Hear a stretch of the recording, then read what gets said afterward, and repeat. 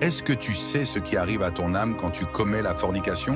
That is the reason zina, that's illegal sexual intercourse, is a major sin. La fornication fait partie des plus grands péchés en islam. Et pourtant, des milliers de gens la commettent aujourd'hui sans même s'en soucier, simplement parce qu'ils ignorent ce qui se passe à l'instant même où ils le font et après. Ce que tu ne vois pas, c'est que ton âme s'affaiblit, qu'elle s'éteint peu à peu et qu'elle t'abandonne au moment où tu crois trouver du plaisir. Sans plus tarder, aujourd'hui, Dr Zakir va nous expliquer la vérité sur ce sujet. Tout le monde doit regarder cette vidéo, surtout si tu es musulman. Et regarde bien jusqu'à la fin, car Dr Zakir va révéler des vérités qui feront trembler ton cœur.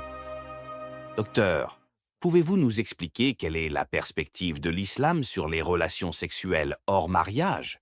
Que ce soit la fornication, quand deux personnes célibataires se rapprochent, ou l'adultère, quand un homme ou une femme mariée trahit son engagement.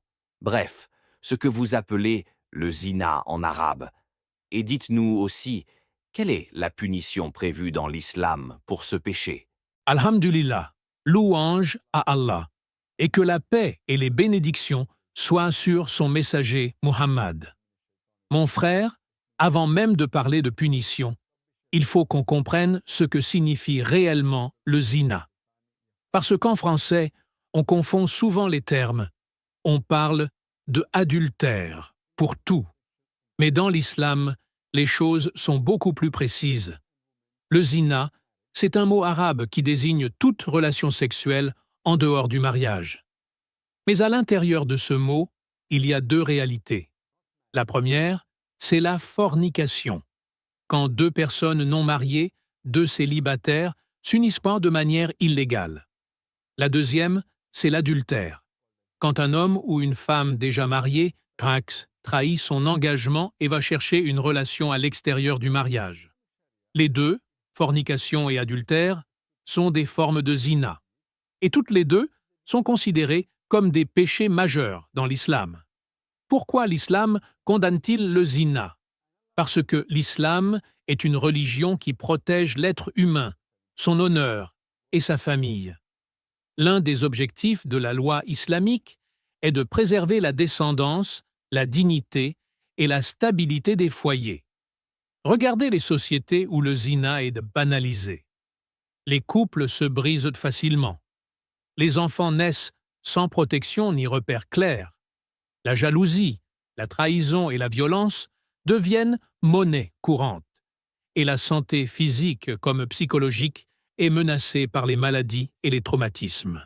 C'est pour cette raison qu'Allah dit dans le Coran, Sourate al-Isra, verset 32, « Ne vous approchez pas de la fornication.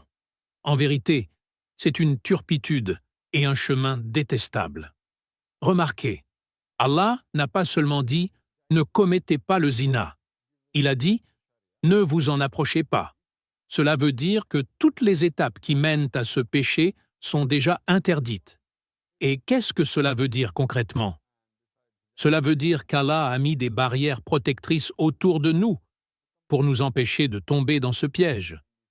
La première barrière, c'est le hijab de la femme. Couvrir son corps pour ne pas devenir objet de convoitise. La deuxième barrière, c'est le hijab de l'homme, qui n'est pas un vêtement, mais son regard. Allah dit dans la sourate An-Nur, « Dis aux croyants de baisser leur regard et de préserver leur chasteté. » Quand un homme croise une femme et que des pensées interdites lui viennent, il doit détourner ses yeux immédiatement. La troisième barrière, c'est la pudeur. Le prophète a dit « La pudeur fait partie de la foi. » Et cette pudeur se voit dans la façon de marcher, de parler, de plaisanter, de se comporter avec les autres. Une autre barrière, c'est l'interdiction de la khalwa. Un homme et une femme non mahram ne doivent pas rester seuls longtemps, car le prophète a dit que dans ce cas, le troisième présent est Shaitan. Tout cela n'est pas un excès de règles, mais une protection intelligente. Allah sait mieux que nous comment fonctionne notre âme, nos désirs et nos faiblesses. Certains diront « Mais pourquoi tant de restrictions? Pourquoi ne pas laisser chacun libre ?» La réponse est simple, parce que le prix du zina est énorme. Là où il est répandu, on retrouve des divorces massifs, des familles éclatées, des enfants abandonnés, des maladies, et une société sans stabilité ni confiance.